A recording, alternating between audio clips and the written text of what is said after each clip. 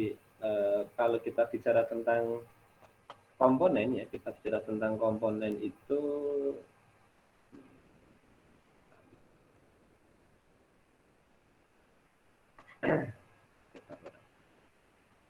nampak apa Anda ini?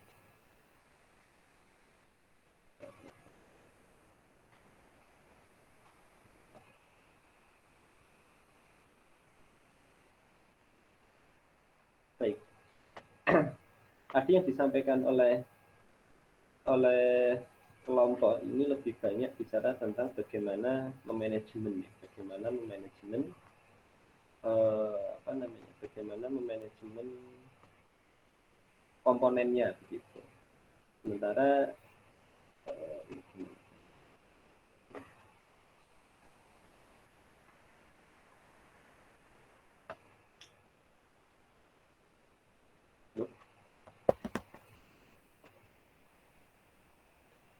nampak ya? Terlihat apa Anda ini? Terlihat, Pak.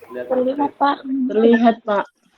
Jadi yang tadi disampaikan itu tentang bagaimana memanajemen atau mengelola madrasah. Gitu.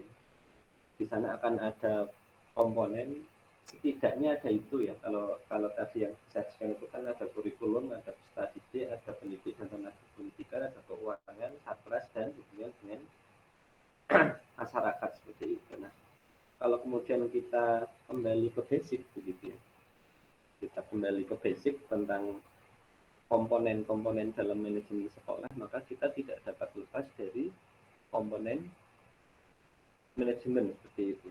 Komponen manajemen itu ada man, ada money, nanti akan sama begitu. Ada man, ada money, ada materials, ada method, ada machines, ada market, dan ada minute seperti itu.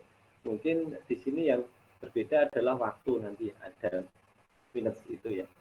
Akan ada waktu. Hanya kalau di manajemen biasanya disebut dengan sumber daya. Sehingga kalau kalian ingin membuat semacam alur seperti itu, komponen yang ada di sekolah bisa dimasukkan ke dalam dua hal besar kalau kita meminjam kerangka berpikir dari manajemen. Begitu, yang pertama adalah komponen yang berupa sumber daya manusia, begitu ya. Yang kedua adalah komponen yang berupa sumber daya alam, begitu ya. Nah, yang alam nanti bisa dipecah menjadi sekian banyak komponen seperti itu. Nah, rinciannya adalah kalau kita bicara tentang sumber daya, ya, ini kalau bahasanya manajemen begitu, kalau bahasa yang lain nanti bisa dimasukkan ke dalam komponen begitu ya. Kalau kita bicara tentang komponen ada sekian ya, ada sekian banyak komponen. Terus kalau kemudian nanti kalau kita masuk ke sekolah atau dunia pendidikan, kita akan mengenal yang namanya 8 standar ya. Ada SNP itu ya, Standar Nasional Pendidikan, yang masuk di dalamnya ada 8 komponen biasanya. Itu tidak jauh berbeda nanti. Ada manusia, ada bidang keuangan, ada kurikulum, ada satgas, ada tenaga pendidikan, ada pembiayaan, mungkin kalau istilah lainnya uang begitu. Nah, di sini nanti kalau kita masuk ke ranah yang lebih sempit yang ada di sekolah, yang sudah kita singgung, kita minjam dari ruang lingkup, di sana kata men itu meliputi ada guru, ada siswa, ada pendidik ya.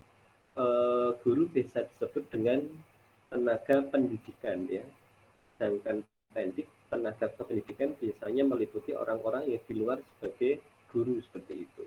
Kepala sekolah bisa disebut sebagai tenaga kependidikan plus sebagai guru biasanya. Terus kemudian ada satpam, ada petugas kantin, ada petugas kebersihan, ada petugas perpus. Nah, itu masuk dalam tenaga kependidikan ya. Karena hal ini harus dibedakan karena nanti payung hukumnya juga berbeda gitu ya. Undang-undang yang mengatur pun berbeda seperti itu.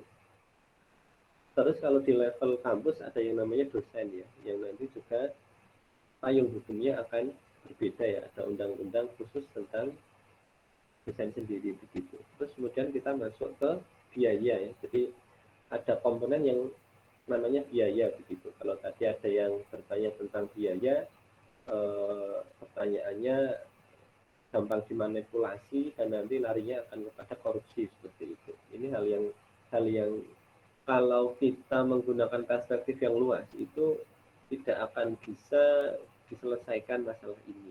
Istilahnya sudah sudah satu paket. Yang namanya bahasa saya adalah satu paket di dunia, yaitu ya pasti akan ada yang nanti mengkorupsi bagian itu. Nah, tinggal bisanya kita adalah memperkecil ya, atau mencegah atau apa namanya, mempersempit ruang untuk itu begitu.